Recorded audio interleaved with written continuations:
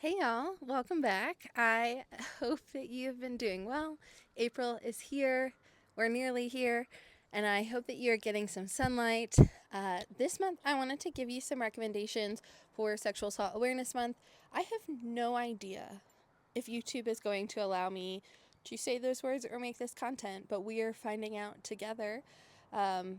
Part of me was like, well, maybe I shouldn't do this, or maybe this is too touchy. But personally, as a survivor of sexual violence, I do not think that being silent or being nervous about talking about these topics is going to make sexual violence go away. So I have some recommendations for you.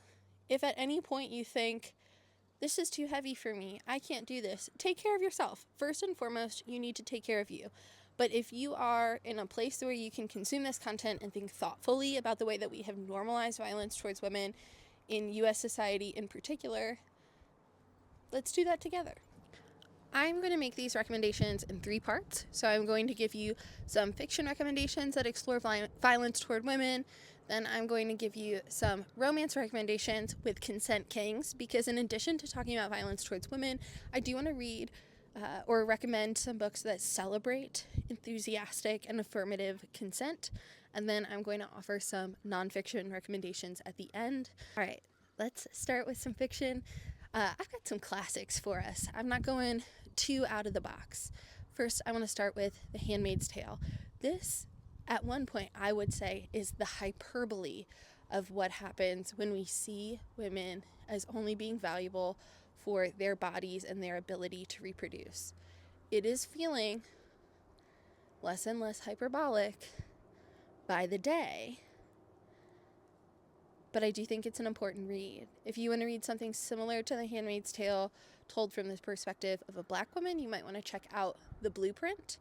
And if you want to read something similar to The Handmaid's Tale with a little bit more fiction, like it doesn't feel like it could happen tomorrow, you might want to read The Gray Seer by Kim Leggett. Another classic is The Color Purple. This is a story that is not only being banned at very high rates, both because it talks about sexual violence and probably because it talks about racism, but The Color Purple also is one of the stories that have told the story of survivors of sexual violence for a very long time in a lot of formats. If you haven't read The Color Purple or watched the movie or seen the play, this is probably a good time to check it out if you can. I did find, in doing research for this video, a book that I am interested in reading called The Music of What Happens. I'm going to put a summary over here. If you are like me, I have a kind of a hard time finding books on this topic because I am not personally comfortable reading on-page sexual violence, or particularly on-page sexual assault. I think that basically never needs to happen to get the point across. And while I'm very in favor of like having discussions around sexual violence and preventing sexual violence and confronting sexual violence, I don't want to read the actual act happening. So if you have other recommendations that do not do that, let me know. But let's move on to something a little lighter. Some romance stories with enthusiastic and affirmative consent. Sorry, I tilted y'all down a little bit. You fell off the ledge. The first is actually a sequel, so please forgive me, but the first book still has a really good representation of consent. The second book just does it better, and that is The Unmaking of Twyla and Frank, which is the sequel to The Undertaking of Heart and Mercy. This is a fantasy romance, and I will say, even if you are finding yourself kind of sick of repetition in the fantasy romance genre, these books are different and phenomenal, and I really think you're gonna love them. And the second book also has dragons, and both the MMCs are like far into their adulthood. I'm like, what a joy it is to read about grown people navigating relationships instead of them being 19. The second is The Nightmare Before Christmas. This is a gay romance set in a fantasy world where both of our characters are part of like holiday kingdoms. And the consent in this book is done exceptionally well. It's also one of the few romances that I've read that is not like erotica, that has on-page intimate scenes, and they're done very well, and I would highly recommend it. Go Luck Yourself also just recently came out. So again, if you're looking for a series, both of these are great options. The next is Bride by Ali Hazelwood. Again, we're getting a sequel this year. This is a paranormal romance. I will say the nodding part of this was very popularized in the marketing, but there is not that much nodding happening, but there is a lot of consent, which we love to see. Also, I'm realizing that I should have said this before. When we're talking about consent, we're talking about people being able to freely give consent, right? So I'll put the FRIES acronym here. Consent is freely given, revocable, informed, enthusiastic, and specific. And if it is not those things, we are not into it. I also found a few recommendations for other books that have really enthusiastic representations of consent that I have not yet read and will be adding to my TBR. The first is one I have been waiting to read, and that is Deep End by Ali Hazelwood. I have heard that there are some BDSM elements in the romance here, and I'm really just waiting for someone I know to read it, because I generally avoid romances between college students because I teach college students and it makes me feel weird. And I am wondering if this will make me feel weird. Like Icebreaker, couldn't do it. Couldn't do it.